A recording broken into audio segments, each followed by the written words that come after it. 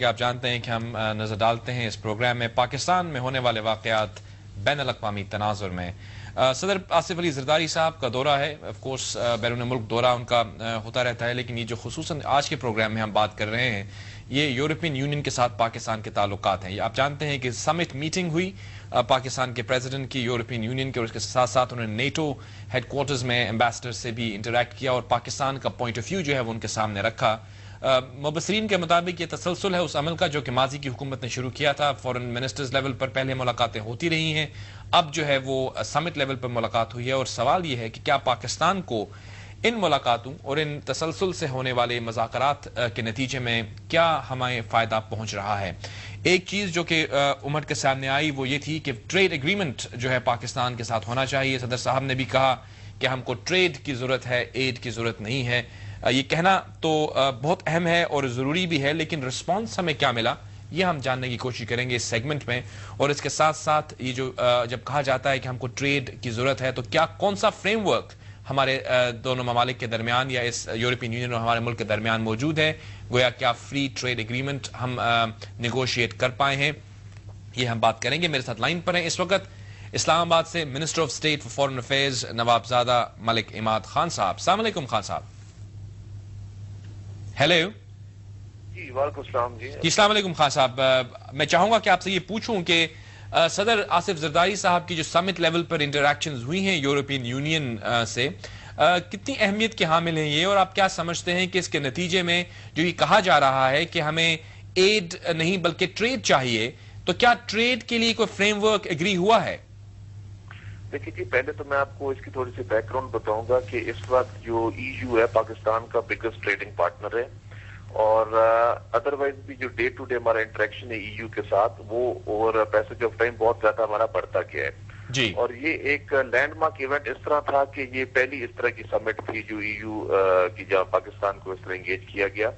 اور ایک اور جو ویلکم سائن ہے کہ جو باقی کنٹریز ہیں جو آگے جو پریزیڈنسی سیک کر رہے ہیں ای یو کی، وہ بھی چاہتے ہیں کہ اسی طرح کی سمٹس کنٹینیو رہیں،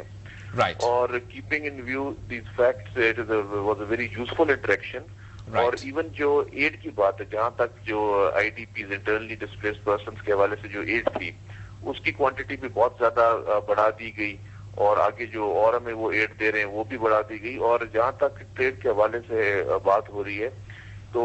ہم لوگ ایف ٹی ایز اور وہ ان کے ساتھ سیکھ کر رہے ہیں ای یو کے ساتھ، تو اس کے بارے میں جو ہے بات چیت آن گوئنگ ہے اور آگے بھی انگیجمنٹ رہے گی اس ایشو پہ۔ رائٹ۔ اب رہا سوال کہ ہم نے یہ کہا گیا کہ ہم کو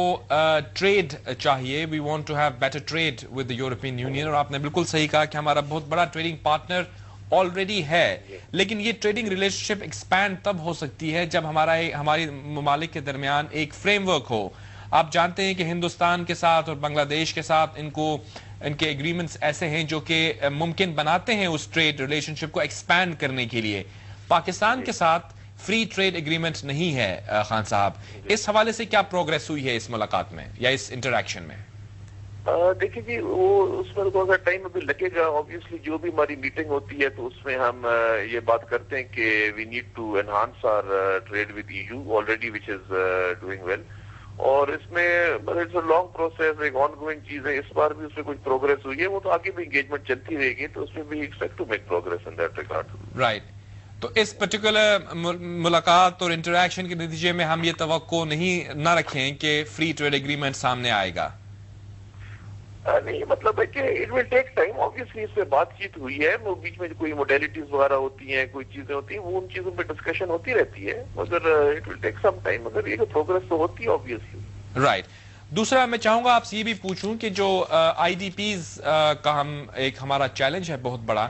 آپ کیا سمجھتے ہیں کہ یورپین یونین کی طرف سے جو اسسٹنس ہمیں مل رہی ہے یوروز کی صورت میں، وہ پلیج ہے یا اس میں امیڈیٹلی بھی کچھ ایسا اماؤنٹ بھی ہے جو امیڈیٹلی ڈسپرس ہو جائے گا؟ کیونکہ جو نیڈ ہے وہ تو ہماری آج ہے، ایک پرومس کر دیا جائے مستقبل کے لیے تو وہ بھی خوش آئند ہے، لیکن غالباً we need cash on the table.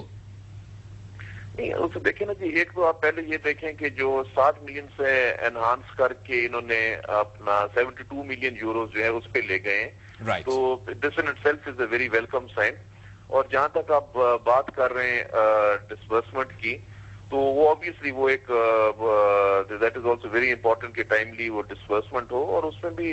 there will be favorable وہ ٹائملی ہوگی. تو انشاءاللہ یہ ہے کہ یہ تو اچھی جو ریسپانس ملی ہے آئی ڈی پیز کے حوالے سے, this is a very positive sign. Right. دوسرا شہر میں آپ سے یہ پوچھوں گا خان صاحب کہ ابھی ہماری بات ہو رہی تھی لندن میں موجود کچھ تجزیہ نگاروں سے, تو انہوں نے ہمیں یہ بتایا کہ مغرب میں خصوصاً برطانیہ میں بھی اور یورپ میں اس چیز کی اویئرنیس اجاگر کرنے کی مزید ضرورت ہے کہ پاکستان جو یہ جنگ لڑ رہا ہے اس کے نتیجے میں جو مشکلات اس کو درپیش ہیں اپنی اکانومی کے حوالے سے بھی, اور اس کے ساتھ ساتھ ہمارے آئی ڈی پیز کا مسئلہ بھی ہے, اور یقیناً جو ٹیررزم کے نتیجے میں ہماری اکانومی پر نیگیٹو امپیکٹ ہوتا ہے اس کی حوالے سے بھی اویئرنیس کی ضرورت ہے تاکہ لوگوں کو یہ ادراک دلایا جائے. آفیشیل وزٹس تو ہوتے رہتے ہیں, لیکن آپ کیا سمجھتے ہیں کہ کیا کوئی حکومت کے پاس پالیسی ہے کہ بہتر انداز میں پاکستان کا امیج وہاں پہ پیش کیا جائے؟ دیکھیں جی, ایک تو یہ ہے کہ میں آپ کو یہ بتاؤں کہ جب سے ہماری گورنمنٹ نے ریزالو کیا ہے کہ کم ووٹ میں جو ٹیررزم ہے اس کو مکمل طور پہ ختم کرنے کی پوری کوشش کی جائے گی, تو آلریڈی جو ہے بہت سارا جو ایک ریسپانس ہے انٹرنیشنلی یا the way they look at us, اس میں ایک میجر امپروومنٹ تو آلریڈی ہے. اور سیکنڈلی جو ہمارے مشنز باہر ہیں اور جہاں تک ہمارا انٹریکشن ہوتا ہے جو بھی کوئی فورن ڈیلیگیشن ہو یا ہم لوگ جو جاتے ہیں یا جہاں بھی جو فورن مشنز ہیں, ہم کانسٹنٹلی ان کو آگاہ کرتے رہتے ہیں. اس میں 2-3 ایشوز ہیں. ایک تو یہ کہ ہمارا ٹیررزم کی وجہ سے نقصان کتنا ہوا, اور اس طرح آئی ڈی پیز کے حوالے سے اور ایون ادر وائز جو انفراسٹرکچر کو ان علاقوں میں ڈیمیج ہوا ہے. اور اس کے علاوہ جو ایک چیز ہم ہائی لائٹ کرتے ہیں کہ ٹیررزم تو ٹھیک ہے ختم ہونا ایک الگ ایشو ہے, اس کے ساتھ ہی ان ایریاز کو آپ نے ڈیولپ کرنا ہے, کیونکہ آخرکار آگے جا کے بھی لوگوں نے وہاں رہنا ہے اور ان کو آپ نے ایک اچھا آلٹرنیٹ دینا ہے. تو اس کے لیے بھی we need a lot of help, اور اس کے لیے اور اس معاملے میں جو ہے تو ہم پوری کوشش کر رہے ہیں کہ ہم اپنا یہ جو ایشوز ہے, یہ پرابلم ہے, اس کو ہر لیول پہ ہم ہائی لائٹ کرتے ہیں. رائٹ. ایک اور چیز, کیونکہ آپ ایک عوامی جمہوری حکومت کے نمائندے ہیں, یقیناً پاکستان پیپلز پارٹی کو جب آپ ریپرزینٹ کرتے ہیں تو عوام کی منگوں کے ترجمان ہونا ایک اس کی پری ریکویزٹ ہے. ایک چیز جو کنسرن کر رہی ہے خان صاحب, یقیناً آپ کو اس کا نتیجہ اس کا علم ہوگا کہ ڈرون اٹیکس جو ہوتے ہیں وہ بہت زیادہ کنسرن کر رہے ہیں پاکستان کی سوورینٹی کو جو چیلنج کیا جاتا ہے. آج بھی ہم دیکھ رہے ہیں کچھ رپورٹس آ رہی ہیں کہ دوبارہ سے ڈرون اٹیک ہو رہا ہے, لیکن حالانکہ ہم خود جو ہے وہ کتنی وسیفرسلی اس جنگ میں شریک ہیں. آپ کیا سمجھتے ہیں کہ یورپین یونین کے ساتھ اس انٹریکشن کے نتیجے میں کیا امریکہ کو یہ باور کروانے میں کچھ آسانی ہوگی کہ ہم ان ڈرون اٹیکس کو روکیں, بیکاز ہماری سوورینٹی کو چیلنج کر رہے ہیں یہ ریپیٹڈلی؟ جی دیکھیے, پہلی بات تو میں کروں گا کہ جو آپ نے کہا ڈرون اٹیکس کا کہ ہماری سوورینٹی کو چیلنج کرتے ہیں, اس میں کوئی شک نہیں کہ ہماری سوورینٹی بھی چیلنج ہوتی ہے اور اس میں جو کولیٹرل ڈیمیج ہے وہ بہت زیادہ ہوتا ہے. اور ہم ہر لیول پہ جو ڈائریکٹ امریکنز کے ساتھ انٹریکشن ہوتا ہے یا جو افغانستان میں ان کی یہ جو اپنا سینٹ کام چیف ہیں, جو کولیشن فورسز کمانڈر, یا جس لیول پہ بھی انٹریکشن ہوتا ہے جس کا بھی, اور president, P M, foreign minister, myself, diplomatic level پہ ہمیشہ ہم یہ چیز